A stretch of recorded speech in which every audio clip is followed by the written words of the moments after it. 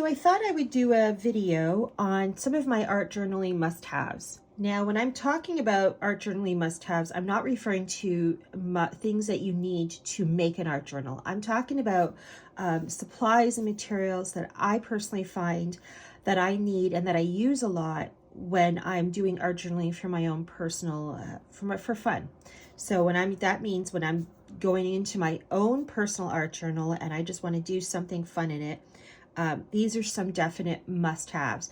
So I thought this video would be handy for those who are new to art journaling or thinking of diving into the wonderful world of art journaling. So, you know what, let's dive in and then I'll keep talking along the way. So one of my definite must-haves for art journaling is an art journal book. Now, I've done a video on the different kinds of art journal books that you can use, but today I'm going to focus on what you already have, what you should already have, or most of us already have, which is books. We all usually have books lying around in our homes, on shelves or in our basements in a box that you're not going to use anymore.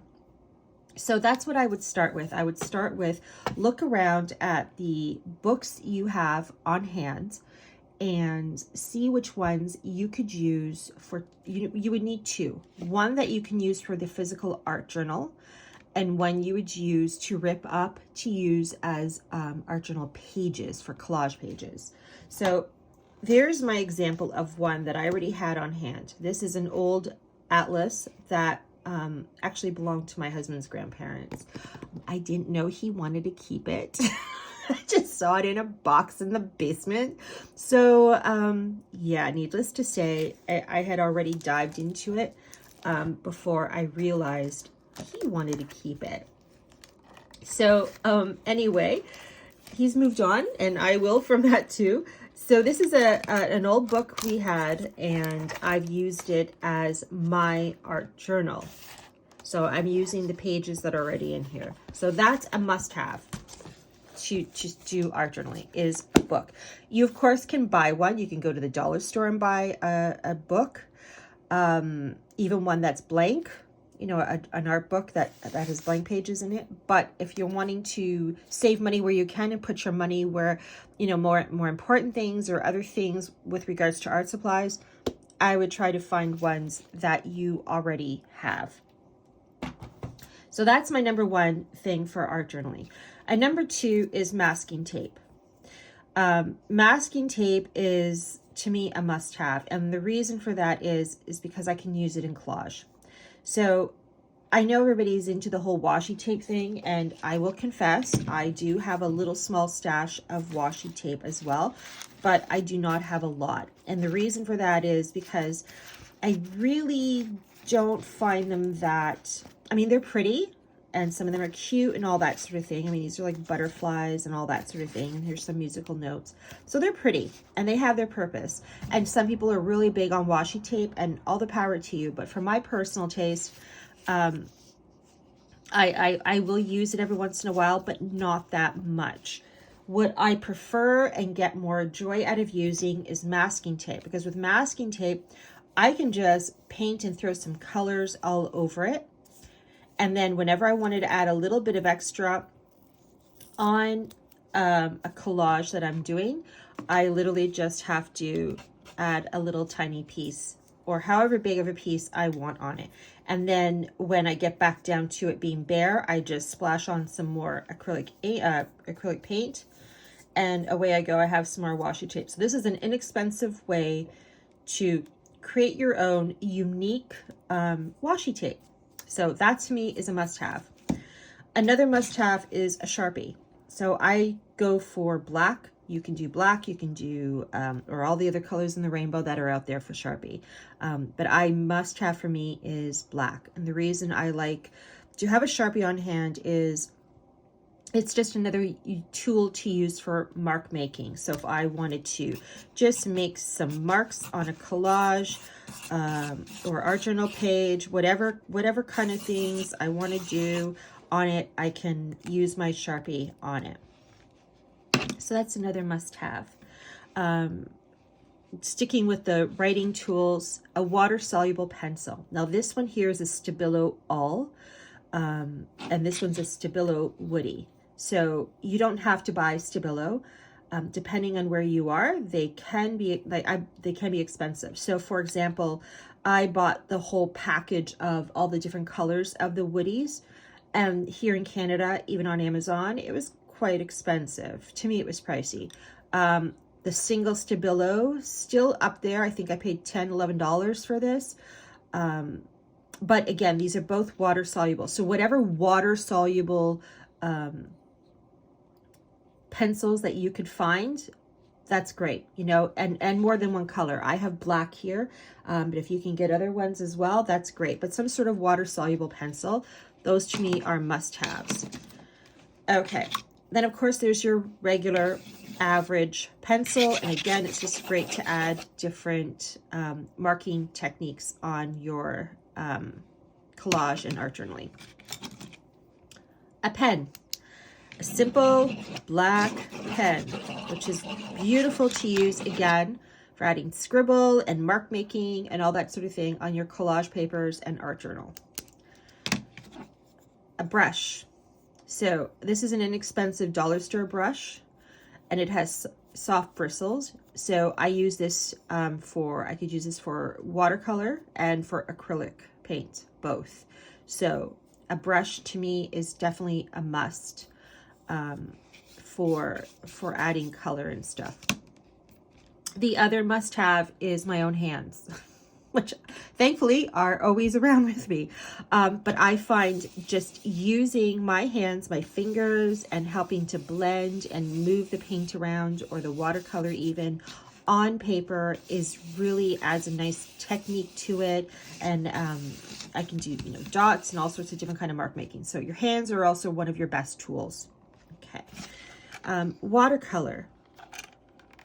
Diving into the colors here, watercolor. So some sort of watercolor palette that you can get your hands on, depending on your budget.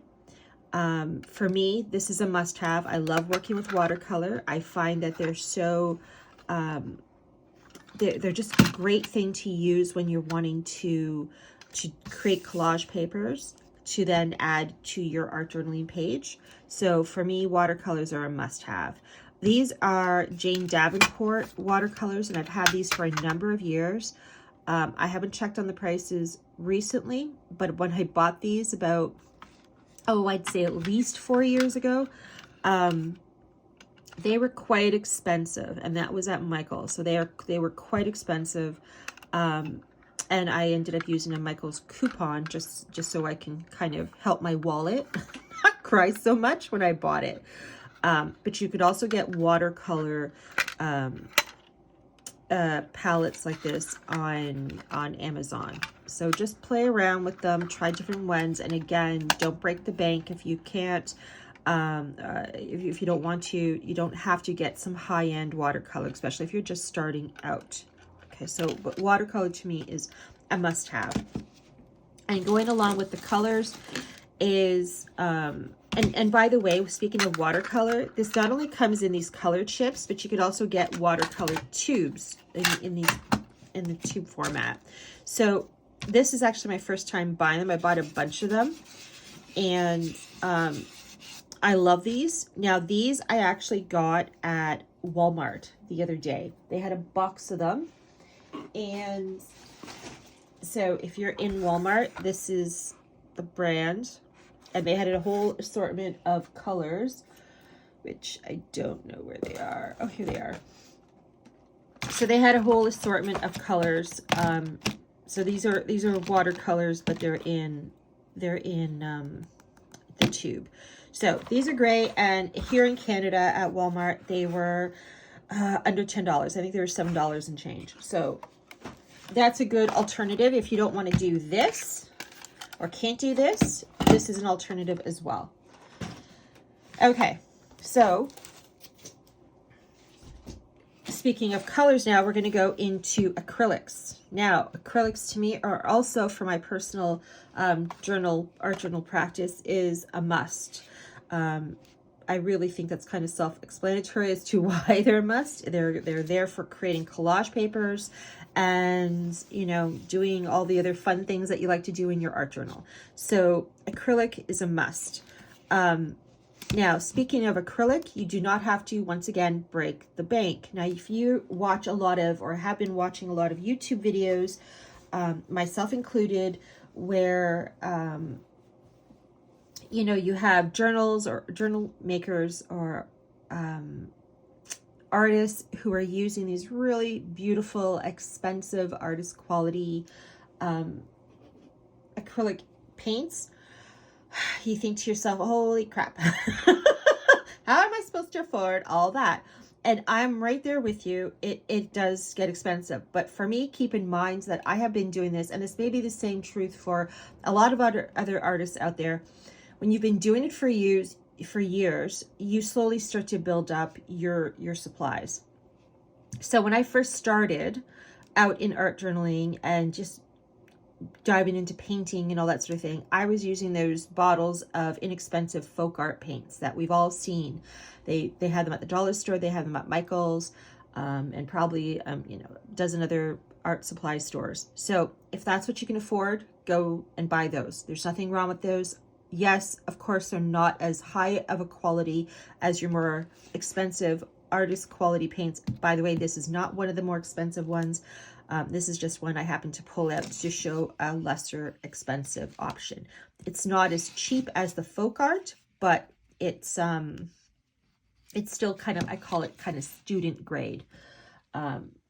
So it's not really artist grade, it's more student grade. I don't think I have one of my artist grade. Yes, I do. It's right here. This one's really mangled. This is my Winsor Newton tube. As you can see, it's been through a lot. But that's, again, these took a while to build up to this. But I also have, like I said, this inexpensive one. I have this, which is a Walmart brand. And I have this, which is, I got this from Dollar Tree, I think. So again, I have a variety of different price points of acrylic ink. So go with whatever you can afford, okay? Don't feel like you have to, you know, blow up your bank account by buying expensive art paints. But acrylic to me is a must-have. So glue stick, I use Yoo-Hoo. I like Yoo-Hoo. I also will use Mod Podge. Mod Podge here in Canada is expensive. To me, it's expensive. I cringe when I have to buy it, but it does go a long way, especially when you're doing a lot of art journaling.